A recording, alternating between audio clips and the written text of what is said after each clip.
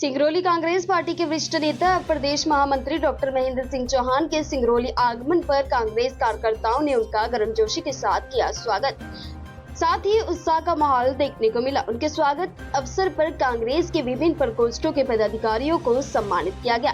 कार्यक्रम के दौरान संगठन विस्तार, बूथ स्तर तक मजबूती एवं आगामी राजनीतिक गतिविधियों की रूपरेखा पर विस्तृत से चर्चा की गई। डॉक्टर चौहान ने पदाधिकारियों और कार्यकर्ताओं को संबोधित करते हुए कहा कि कांग्रेस की विचारधारा और नीतियों को घर घर तक पहुंचाना समय की आवश्यकता है।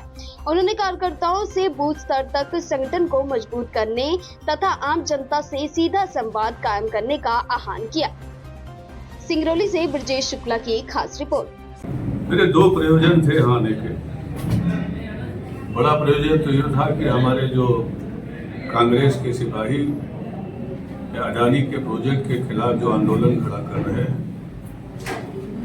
उनको समर्थन देने का, उनके साथ बैठक करके आगे की व्यूह रचना बनाने के लिए, और दूसरा हमारा बहुत अत्यंत पारिवारिक और व्यक्तिगत कार्यक्रम था। लेकिन प्रमुख वजह जैसे मैंने आपको बताई कि जब अपने कांग्रेस के कार्यकर्ताओं को, अपने नेताओं को उनके बीच समन्वय और मोटिवेशन के लिए हम सिंगरौली आए थे। आप सब लोगों की जानकारी में पूरा प्रदेश से, पूरा देश इस समय जान रहा है कि आपके सिंगरौली जिले में आक्रोश, क्रोध, पीड़ा और दुख की आग लगी है। आदिवासी भाई बहनों के साथ जो हो रहा है पूरा देश उससे कांप रहा है। किसी एक उद्योगपति को उपकृत करने के लिए हम समाज के उस तबके को जो जंगल में रह के अपने रोजी रोटी का इंतजाम करते आए हैं, जिनको कांग्रेस ने समय पर सिर्फ बसाया ही नहीं, उनको पट्टे दिए, तेंदुपत्ता का राष्ट्रीयकरण करके उनको जिंदगी जीने के आयाम दिए, जिनको पट्टे दिए उनको एक बत्ती कनेक्शन दिया, और जो निराश्रित थे उनके भी जीवन को पार्जन के लिए कुछ न कुछ साधन जुटाए। लेकिन ये भारतीय जनता पार्टी की प्रदेश की सरकार की मिली भगत से जो नरेंद्र मोदी कर रहे हैं मध्य प्रदेश में, वो यहाँ की आवाम के, यहाँ के विकास के, यहाँ की जनता जनार्दन के खिलाफ है। लगभग 4 से 7 गांवों को बेदखल किया जा रहा है, हजारों पेड़ काटे जा रहे हैं। हमें याद आता है कि जब कुंवर अर्जुन सिंह जी मुख्यमंत्री हुआ करते थे, जब एनसीएल का शायद कार्यक्रम चल रहा था, प्रोजेक्ट चल रहा था, तो जितने भी पेड़ों की कटाई हुई थी उतने ही वृक्षारोपण किए गए थे, और क्षेत्र के विकास में भी एनसीएल का एक बहुत बड़ा योगदान था। लेकिन अब लूट मार का दौर चल रहा है। भारतीय जनता पार्टी की सरकार, चाहे वो मध्य प्रदेश की हो चाहे वो देश की हो, अडानी के इस प्रोजेक्ट से आम आदमी को क्या राहत मिलने वाली है उसके बारे में किसी को नहीं पता। और एक तड़प, एक बेचैनी आदिवासी भाइयों बहनों की है, उनके बच्चों की है कि उनका आने वाला कल क्या होगा। तो उनकी सारी परेशानियों को लेकर कांग्रेस उनके साथ खड़ी है।